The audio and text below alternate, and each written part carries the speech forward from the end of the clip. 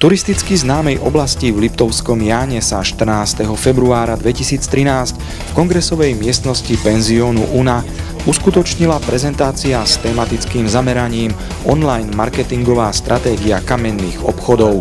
Zástupcovia spoločnosti Združenia Home Electro sa počas prezentácie oboznámili s úspešnými marketingovými radami v oblasti internetovej komunikácie, ktorá začína ovládať náš život.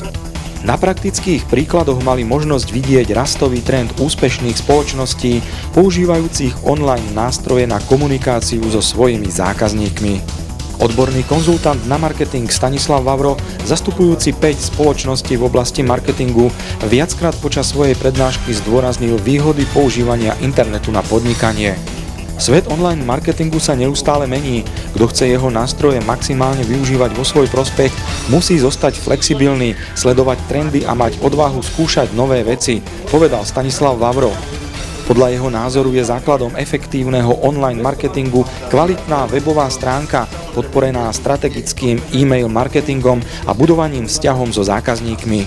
Základom úspechu e-mailových kampaní je kvalitná databáza e-mailových kontaktov, efektívny softvér a predovšetkým kreatívna stratégia, dodal prednášajúci marketér.